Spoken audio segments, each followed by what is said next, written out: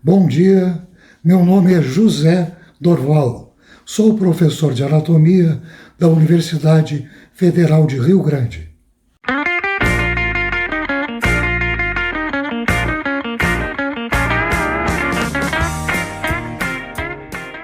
O assunto deste vídeo é intestino grosso. O intestino, e aqui eu incluo também o intestino delgado, apresentam um padrão de fibras musculares. Existem duas camadas. Uma camada mais superficial, junto à serosa, com fibras longitudinais mais externas e uma camada de fibras musculares lisas mais interna. Junto à mucosa ocorre a mesma coisa, uma segunda camada que é chamada de muscular da mucosa. As fibras mais externas são longitudinais e as fibras mais internas são circulares. Essas camadas têm por função movimentos peristálticos que impulsionam o bolo alimentar. O intestino grosso é dividido em diferentes partes. À direita, na sua parte mais inferior, nós temos o ceco, assinalado pela seta preta. A continuidade do ceco é o cólon ascendente, seta amarela. Superiormente, o cólon transverso, seta cinza. À esquerda, o cólon descendente, que se continua como cólon sigmoide. Cólon descendente, seta branca, cólon sigmoide, seta violeta. A última parte do intestino grosso é o reto, que se abre externamente através do canal anal, seta vermelha. Esta é uma radiografia contrastada do intestino grosso. À direita, à esquerda da figura, à direita do indivíduo, na parte mais inferior, o ceco, que se continua como cólon ascendente. Na parte superior, o cólon transverso. A transição entre os dois cólons, o ascendente e o transverso, é a flexura cólica direita, ou flexura hepática do cólon. A transição entre cólon transverso e cólon descendente é a flexura cólica esquerda, ou ainda pode ser chamada de flexura esplênica do cólon. O cólon descendente se continua com um cólon sigmoide que termina no reto, que se abre externamente através do ânus. Observem que a flexura cólica esquerda se prolonga bastante superiormente, o que não é o mais frequente. Deve-se levar em consideração que o cólon é uma estrutura, o reto, o intestino grosso, é uma estrutura móvel que muda de posição no mesmo indivíduo. Se essa radiografia for repetida um dia após, nós teremos uma imagem diferente. Além das variações anatômicas. Em relação ao peritônio, o seco e o apêndice são completamente peritonizados. O seco apresenta um mesoseco. São dois folhetos de peritônio que prendem o seco à parede posterior. O apêndice também é peritonizado e possui um mesoapêndice. O cólon ascendente fica atrás da cavidade peritoneal. O cólon ascendente é retroperitoneal. O cólon transverso, por sua vez, é completamente peritonizado e apresenta um mesocólon transverso. São duas camadas de peritônio que prendem o colo transverso à parede posterior da cavidade peritoneal. O cólon descendente é retroperitoneal. O cólon sigmoide,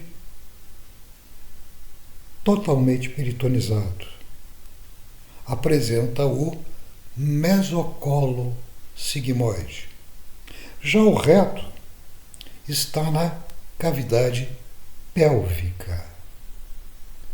Ele fica inferior à cavidade peritoneal. Então, repetindo: seco, peritonizado; cólon ascendente, retroperitoneal; colo transverso, peritonizado; cólon descendente, retroperitoneal; cólon sigmoide, completamente peritonizado. E o reto não tem relação com o peritônio, já que se encontra na cavidade pélvica. Os segmentos do colo que apresentam um meso são aqueles segmentos completamente peritonizados. O seco, o colo transverso e o colo sigmoide. Este é um corte transversal a nível do abdômen. Os órgãos aqui representados na figura são todos eles retroperitoneais, ou seja, estão situados atrás da cavidade peritoneal, revestidos pela parede posterior do peritônio, exceto um deles, o fígado, situado à direita da figura. Observem que estão assinalados por setas o colo descendente, a seta preta. O colo descendente é um órgão, uma parte do intestino grosso retroperitoneal.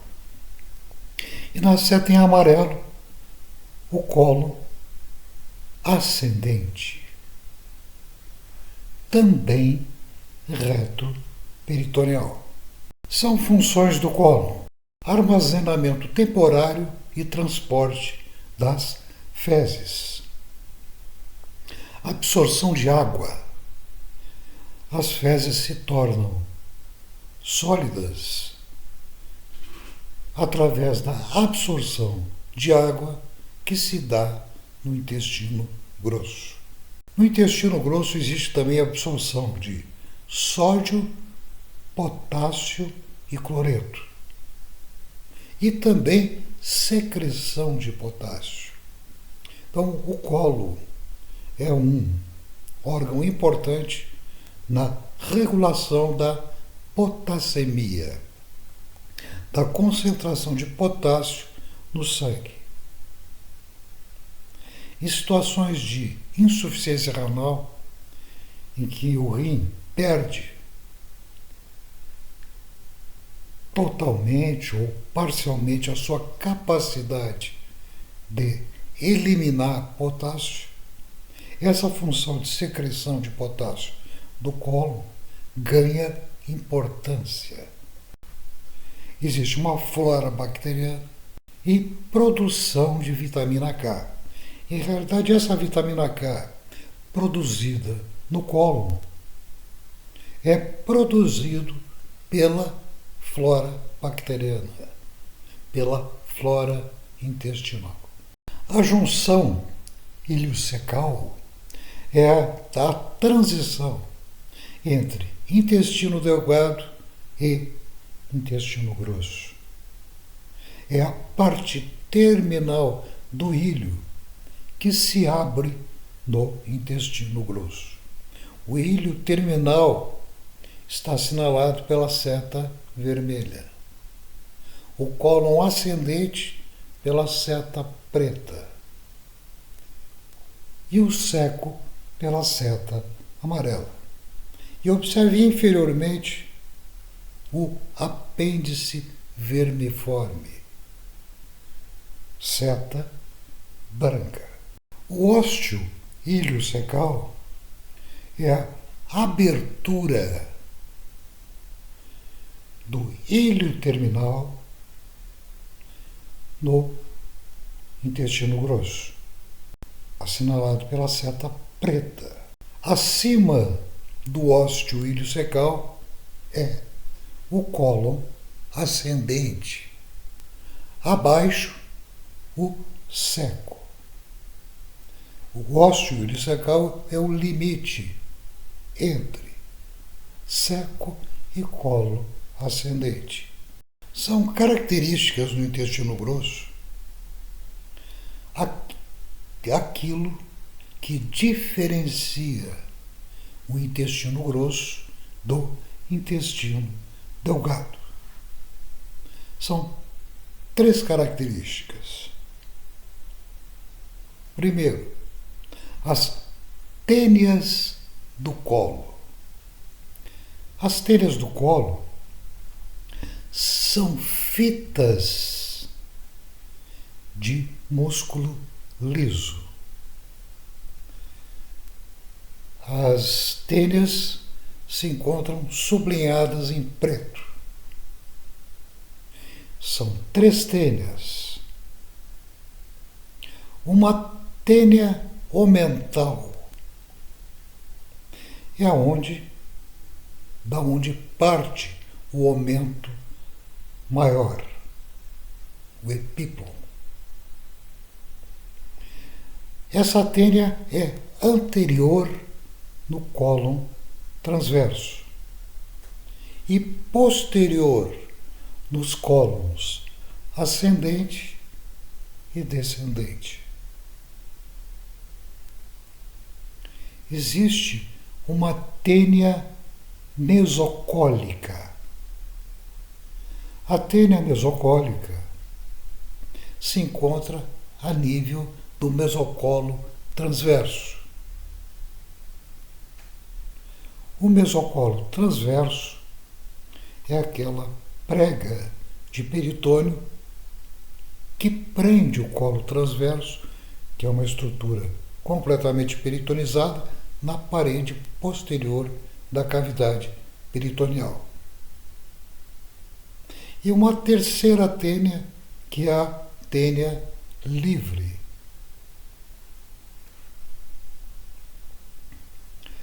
As três tênias confluem a nível do apêndice vermiforme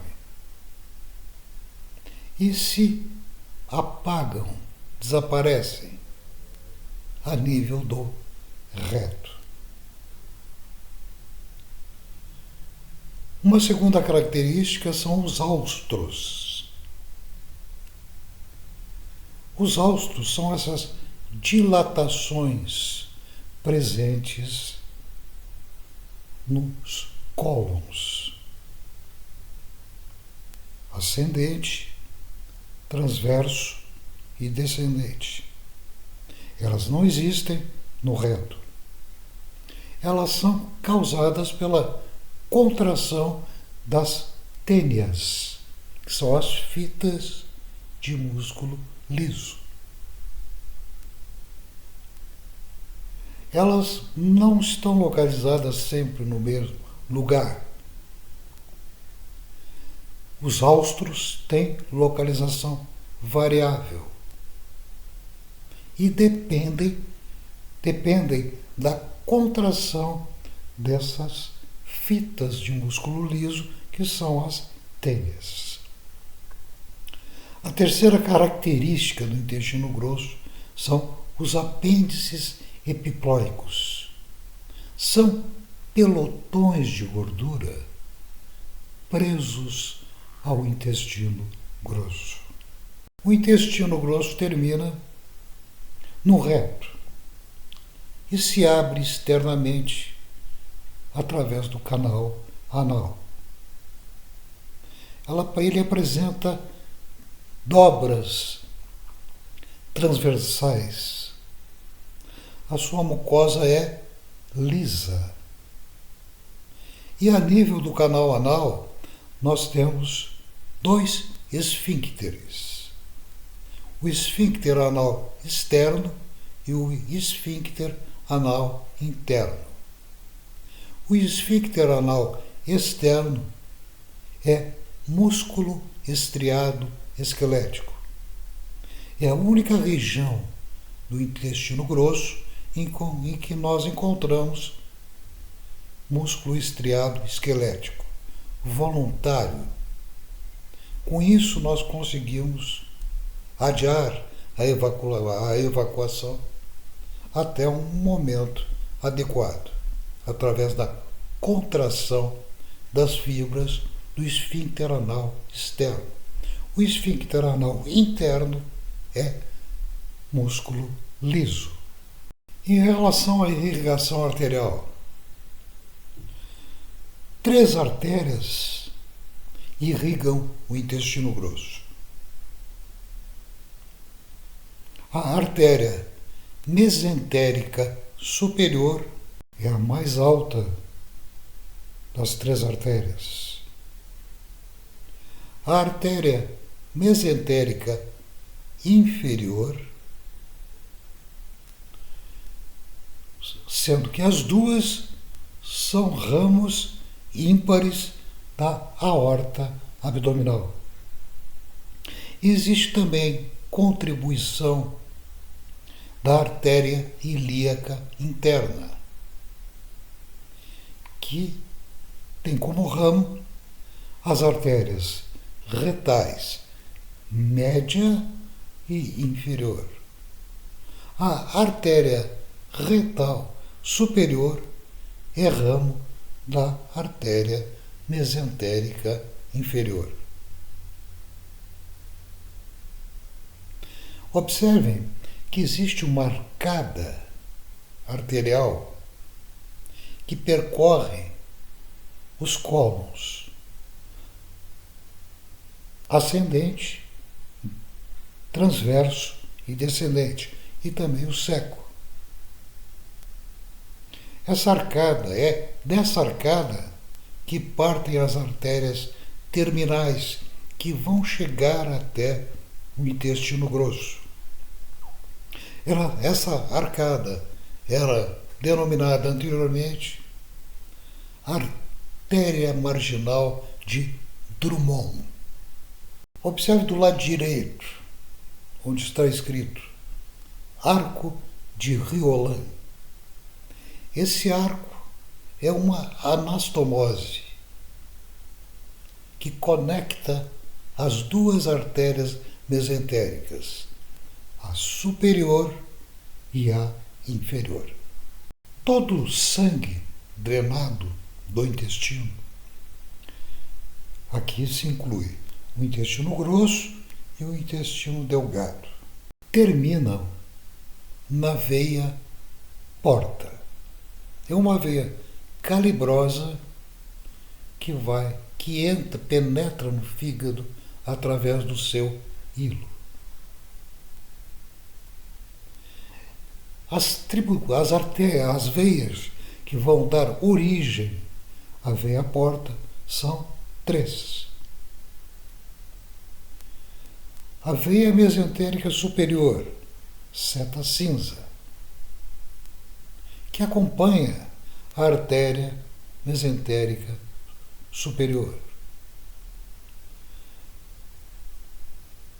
A veia mesentérica inferior, seta marrom, que acompanha a artéria mesentérica inferior. E uma terceira veia, que é a veia esplênica, que se origina no baço. As duas delas confluem. A esplênica conflui com a artéria mesentérica inferior. E, quando se junta a veia mesentérica superior, elas dão origem à veia porta. Todo o sangue drenado dos intestinos, delgado e grosso, se dirigem e passam pelo fígado. Existe uma rica drenagem linfática a nível do intestino, delgado e grosso. Toda essa linfa drenada termina no ducto torácico. O intestino grosso é inervado pelo sistema nervoso autônomo, pelos seus 2 componentes, o simpático e o parasimpático. O simpático inibe a função intestinal.